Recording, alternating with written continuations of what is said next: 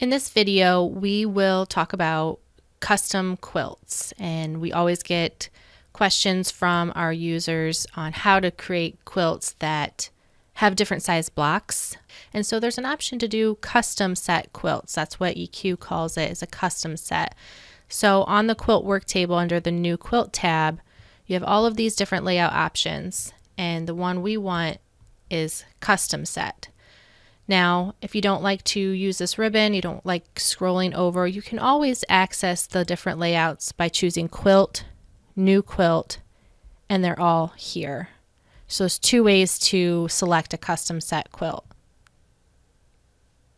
Now, when you get to the custom set layout, the first thing you're going to see is a blank layout with red grid lines and a small long horizontal border. The first thing you might want to do is just start dropping some blocks onto the layout, and that's totally fine. People do this two different ways. They can start with the blocks that they actually want to use and drag and drop them to the layout, or they can use a plain block and design the layout first and then drop the actual pieced blocks into the layout. For this, we'll do a matter of both ways just to show the different variations. So what I did is I just clicked and I dragged and then released my mouse, and now the block is on the quilt. In order to do anything from this point, I need to use the adjust tool. So set block and adjust are going to be your two main tools when you're using custom set. So you set a block, then you get the adjust tool. Now, when I click on a block with the adjust tool, I have all kinds of different options. And this is really important. This is kind of your first step in setting up your custom quilt. I know that for my quilt that I'm going to design, I want the smallest size of block to be 4 inches. Yours might be 6 inches, yours might be 3 inches, but for mine that I'm going to do, I want it to be 4 inches. So with that in mind, I want to set up my grid to be a multiple of 4, or I can have my smallest grid point be 4. So that's where this comes into play. Under quilt grid setup, we have 3 options here. The first option is just to view that red grid, those red lines, which is very helpful with custom set. Typically, you'd want to keep that on. There's not too many reasons you'd want to turn it off, but you can turn it off if you don't like those lines. Snap block position to grid is the second one. This is how we get the blocks to actually snap to these red lines. And both of these buttons actually correlate directly with the setting set here. We'll talk about that here in a minute. The third button is snap block size to grid. So that means that you're not only snapping the position of the block to the grid, but you're also snapping the size of the block. And I'll show you that here. Typically, I like to have both of these on unless I'm doing something very different. So I'm going to keep both of those turned on. Now, I mentioned that I wanted my smallest size of my block to be 4 inches. So I could essentially choose a 4-inch grid and just let my blocks snap to that grid point. I could go smaller. I could do 2 inches. I could do 1 inch. These don't help me too much. I don't prefer to go any smaller than 1 inch, but it's completely up to you what you'd like to do. If you know that your smallest size is an 8-inch block, you could choose 8 inches. This is all your own preference. I particularly like to use either 2 or 4 in this instance, so I'm going to choose 4. I'm just going to turn my ruler on so you can see where these are at. So these red lines are at every 4 inch. You can see 12 and 16 and 20. If I would go smaller, let's see what 2 does. 2 also shows me the lines at 2 inches. Now, when I chose 1 inch, you did not see those change. You do not see a red line at every 1 inch. However, the block will still snap at the inch mark. If we showed a red line at every inch, this whole grid would be red, and it wouldn't be helpful to you. So even if you don't see those red lines, it will still snap. If you zoom in, now you can see that yes, it did snap at the 15. Okay, so I'm going to go back to 4 inches. Again, this is all with the adjust tool turned on. Okay. Now you can drag to resize, and you notice how it resized my block to the grid. So I'm going to release right here and watch how it snaps to a grid size. That was this this third option here, actually. Snap block size to grid. So that comes in really handy. You don't have to be perfect. See, that did snap to the size, but it didn't snap to the grid point. So I'm just going to click, and it repositions that to that grid point, or to that grid line. Okay, and this the same thing. Right now, this is a 6-inch block, and I want it to be an increment of 4. And once you start setting blocks, you'll get used to it. You can always copy and paste and start setting blocks that way. Or you can go back to the set block tool and start dragging blocks out, get the adjust.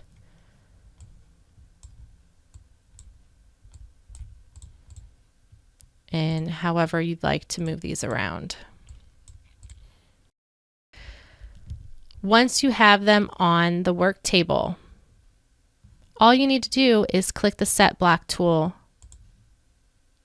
to replace those blocks. You don't need to set a block on top of another. You do not want to do that. If you set a block on top, let's see, I'll copy this one, copy and paste. If you set a block on top of this block here, that might look nice. However, when you go to your fabric yardage will still account for this block that's underneath. So do not place blocks on top of blocks using the set block tool and the adjust tool. If you want to get rid of this green block here, all you need to do is simply select a new block and click to replace it. When you're using the adjust tool, you're adjusting the block space. You're not adjusting the contents of the block, you're adjusting the block space. So let me take this block for example. If I wanted to erase this block, if I didn't want this block anymore, and if I use the erase tool, I'm going to erase the contents of the block. I did not erase the actual block space itself. The block space is still here, and I can still move that around. I can actually use that to set a new block into. To erase a block, to erase the contents of a block, you use the erase tool. If you want to erase the block altogether, you don't need it. You need to get the adjust tool, select it, and either click the delete button here or press your delete key on your keyboard. Same thing goes with the rotate block tool. Let me get an asymmetric block so you can see this. I'm going to get rid of these two just so we're just looking at one block. To rotate a block, you click on the rotate tool and watch what happens. It rotates the contents inside that block space, okay, by 90 degrees. So that's what the rotate block does. You won't see much with flip. Let's see what, yeah, if you use flip, it's flipping the contents.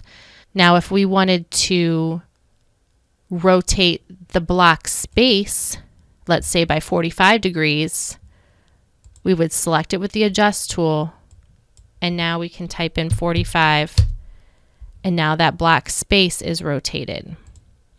So rotating via the rotate tool rotates the contents within that block space. Using the adjust tool rotates the entire block space. Let's go back and do a quick custom quilt and just fill this all in. I mentioned that you can use blocks that you actually are going to use in the quilt, or you can start with a block that is a completely plain block. It's completely up to you. I'm going to start with a block in the center, and my increments are 4 inches. So I'm actually, let's see what a 16. I'll start with a 16-inch block.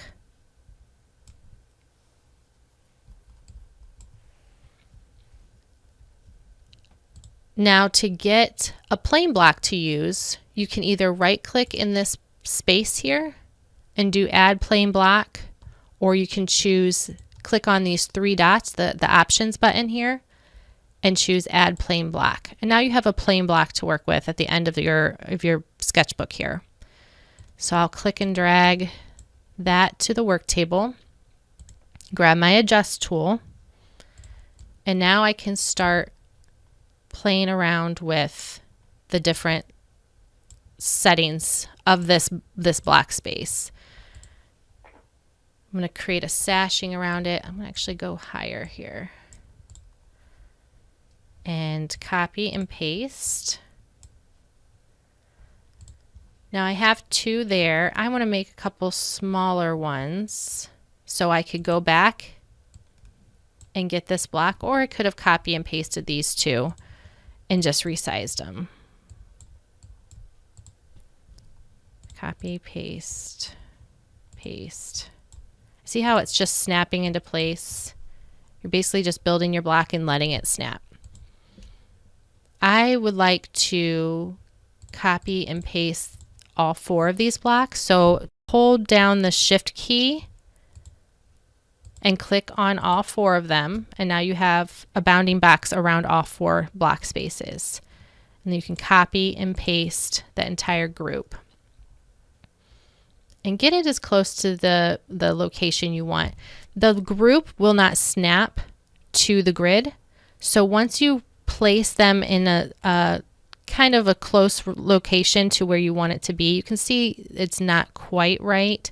So if you select the first block, if you look at your X and Y axes, they aren't exactly on the grid. Otherwise it would say 8 by 40.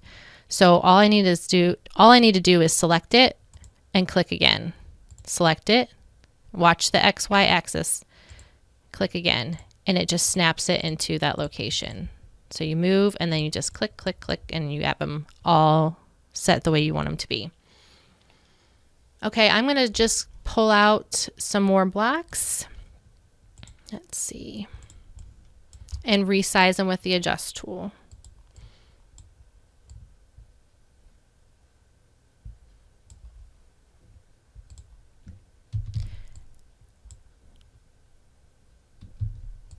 And you can just play around with this. You can use all plain blocks. You don't have to use a block from your sketchbook. You can just use whatever you'd like.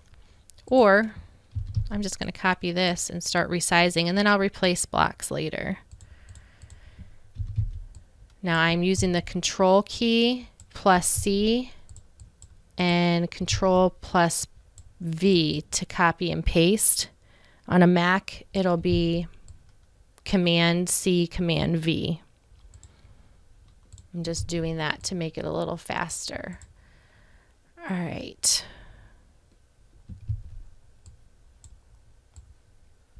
Do a small one there. I'll do this. That's an 8-inch block. All right, let's go back to the Set Block tool and start replacing some of these blocks. And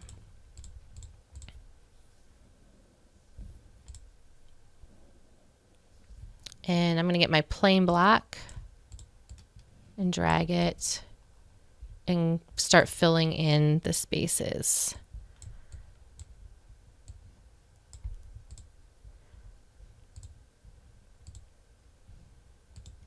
And remember, you can copy and paste instead of going back to the Set Block tool and resizing.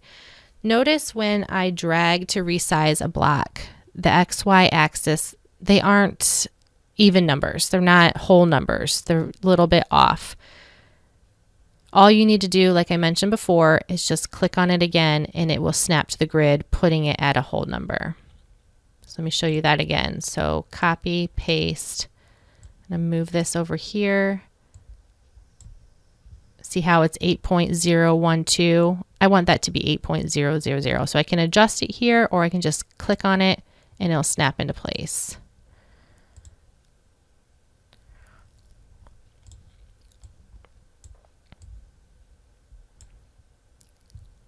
Notice the y-axis. Click. Now it's better. I'm going to do one more down here at the bottom. Copy, paste.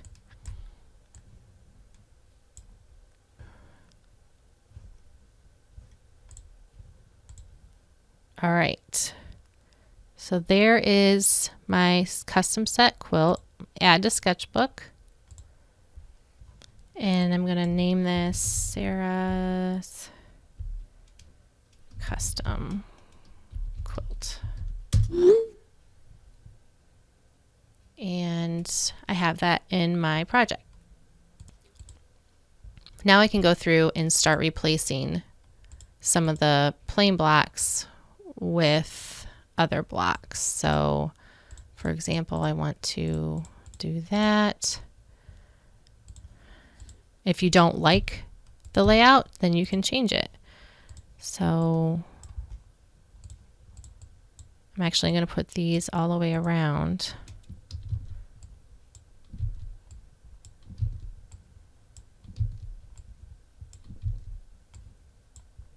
And again, I'm going, to select this whole section, copy, paste, select, click, and it just jumps into place. Add to sketchbook. Okay, there will be cases where your layout, mine is 50 by 50, including this border right now. And let's say I want to adjust the layout to make it more vertical than square. So I can go back to the layout tab. Now this is really important because when EQ adjusts the layout larger or smaller, it adjusts the right side and the bottom. So for this first one, I'm not going to have this option checked, but let's see what happens. So I'm going to change the size. Let's go to 56. So I just drag the slider, change the size, go to 56. Now when I go back to design, all of my blocks are skewed to fit that space. So if I click on some of them, this is 16 by 18.66. This is 12 by 14. Not too bad of a number. These are 8 by 9.33. So not great numbers to work with. I'll go back and make sure I get my good copy here. Now when I go back to the layout tab, so I have my original square version, and I have this option checked, when I resize it this time, you'll see the difference. So maintain the existing block sizes when resizing the layout. So we want our block sizes to stay the same. So when I do that and go back to design, I now have this section down here at the bottom. So what I can do is with my adjust tool, let's put these down here or design it however you want. Again, select and click, select and click. And I'm going to actually adjust this. You can always make adjustments. That's the best part. You can just always make adjustments until you like what you see. And then add to sketchbook. And you're good to go. Any questions about custom set, you can always contact us via email. You can give us a phone call. And we also have a live chat feature on our website where we are happy to help you with any problems you have via the live chat. So just go to our website and use the live chat at the bottom. But any way works. We're happy to help you anyway, especially during business hours. If you email us, we'll get back to you the next business day. If you want more lessons on custom set, we do offer EQ Academy classes in Ohio in April and September. That's a great way to learn everything about EQ, whether it's custom quilts or block drawing or just more advanced features. We also have 2 books that you can purchase from us. The EQ8 Designing Quilts book, it's an orange book, and the EQ8 Designing More Quilts book, and that is green. Both of them have chapters in each of them that cover custom design, but also have great lessons on different types of designing. So you might want to look into that as well. Hope you enjoyed this video, and let us know if there are any other videos that you'd like to see in the future.